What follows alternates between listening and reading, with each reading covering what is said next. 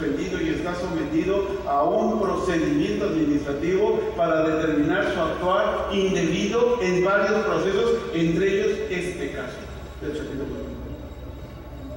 O sea, no es nada más pura novela de Televisa y eso, tuvo y tiene todavía sus consecuencias.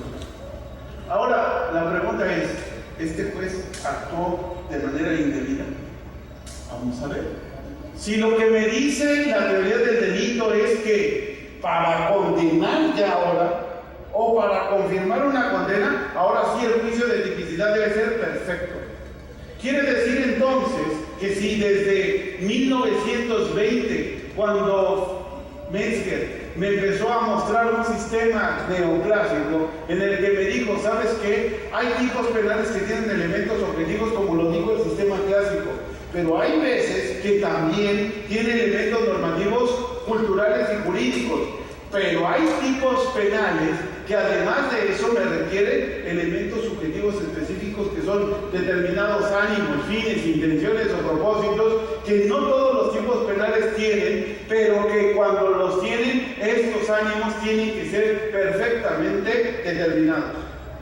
Veamos ahora lo que dice el tipo penal de operaciones con recursos de procedencia ilícita. Se impondrá de 5 a 15 años de prisión y de 1,000 a 5,000 días multa al que por sí por interpósita persona realice cualquiera de las siguientes conductas. Lo realizó por sí. 1. Adquiera, enajene, administre, custodie, cambie, deposite, dé garantía, invierte, transporta, transfiera dentro del territorio nacional o de este es el extranjero a la inversa, recursos, derechos o bienes de cualquier naturaleza.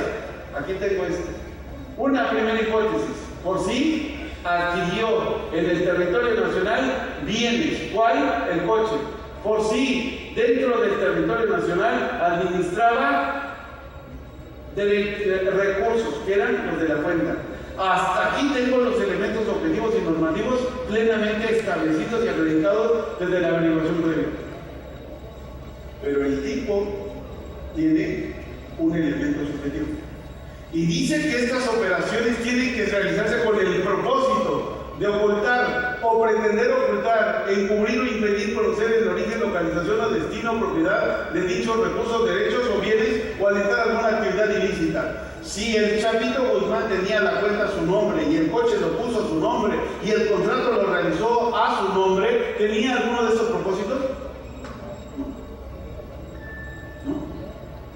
No. Y por eso el juicio de tipicidad no se podía realizar. Porque la subsunción en el tipo sí se daban los elementos objetivos y normativos, pero no los objetivos específicos. Por tanto, no podía condenar.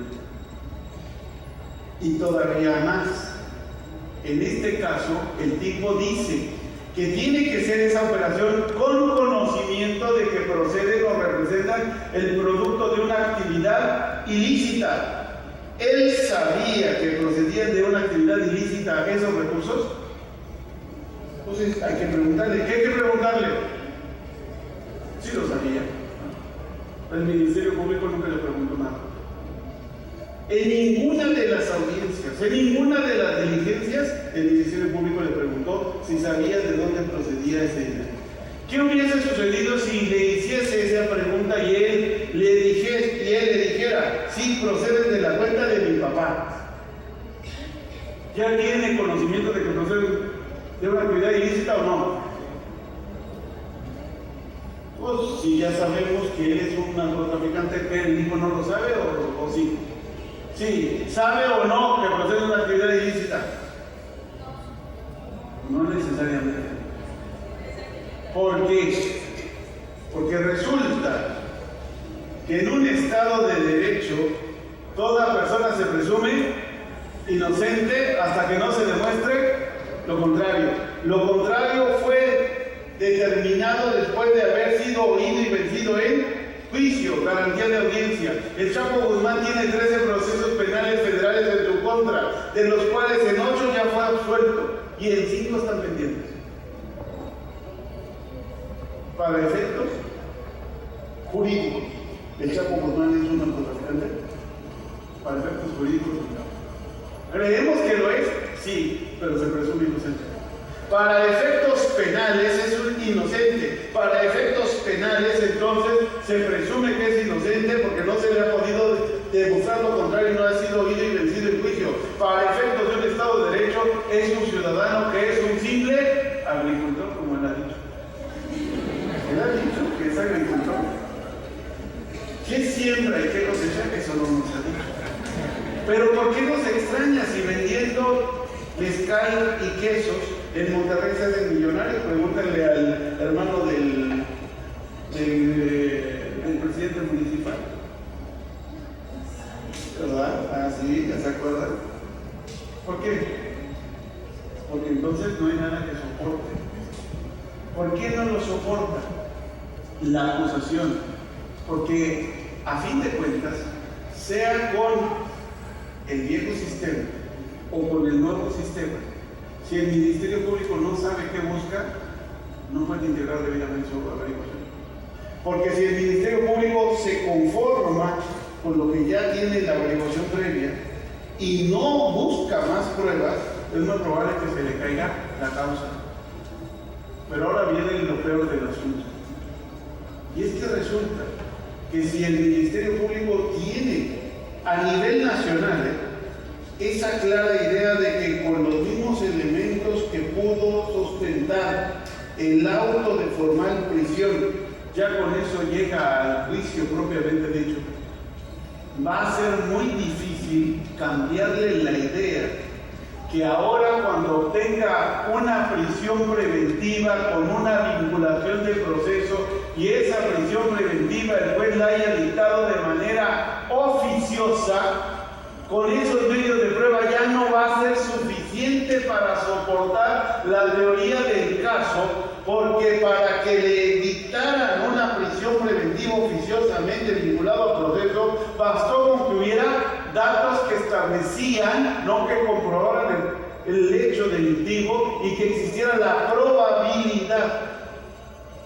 Tiene que tener muy claro ahora el Ministerio Público que el grado de prueba al momento de vincular al proceso es muy rebajado, tanto para el hecho como para la probabilidad, pero que ahora en la fase intermedia y sobre todo ya en la fase de juicio oral tiene que aportar todas las pruebas que respalden su teoría fácticas para que pueda encuadrar debidamente esa teoría fáctica debidamente probada en la teoría jurídica para poder acusar debidamente al sujeto y para poder sustentar su teoría del caso y conseguir la condena. Fíjense ustedes que hasta aquí hemos ido haciendo una pequeña remembranza de lo que nos fueron explicando autores como Franz von Liszt desde 1886 en la parte que nos ayuda, que es el causalismo.